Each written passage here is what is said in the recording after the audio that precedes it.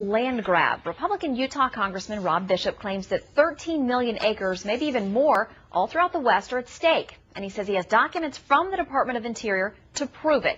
Congressman Bishop is kind enough to join us now to talk about this. Great to have you today. Thanks for being here. And it's nice to have you in D.C. because you're actually vacationing here this week. So instead of going home, you're with us helping the local tourism industry. It's a great place to be with you always, yeah. All right, so let's talk about this potential land grab issue. You found out through an internal memo that was within the Department of Interior, initially leaked, missing some pages. You found those missing pages. What about that has you concerned about the federal government trying to get its hands on some land out west? Well, first of all, we have not received all the documents yet. We received the first set of documents. There's still more that have been promised to us that are not yet come. And what they show is that even though this government already owns 1 out of every 3 acres in America, and disproportionately in the West, they still want to buy more land, they want to control private property around it, and they want to do it if Congress does not okay it. In fact, the documents were how to go around Congress to implement this kind of plan. What this means for the West particularly is a stopping of our economy, more jobs will be lost. Public education, which requires property tax as well as resource taxes, would be vastly hurt in the West. It's a devastating concept, and especially when the discussion was all about how do we do it even if Congress says no. All right, so we want to make sure that we include the response that we've gotten from the Department of Interior, their explanation for this. We have a part of that we want to show you.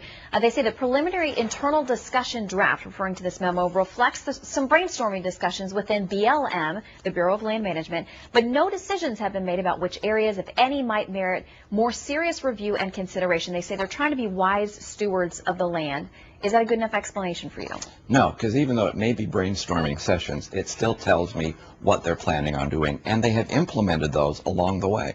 So there are efforts to try and expand how much money they have. They want to be able, even though we have a $15 million backlog in maintaining the lands we already want, they have already passed some pieces of legislation to give them $1 billion a year to buy more property to expand what we already have.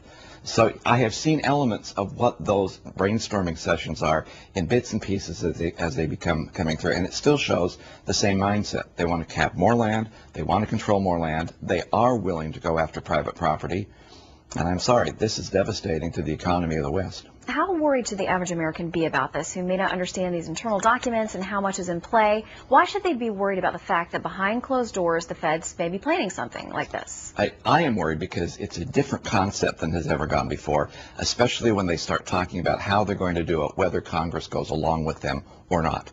And especially because the West is not this nice little background shot for a John Wayne movie. They are real people who have real jobs, and they are put in jeopardy if indeed this long-range brainstorming plan is ever implemented. And we understand that you've reached out to the Secretary of the Interior, Ken Salazar, to ask him about all the information involved here. You want to get a clear picture of what's going on.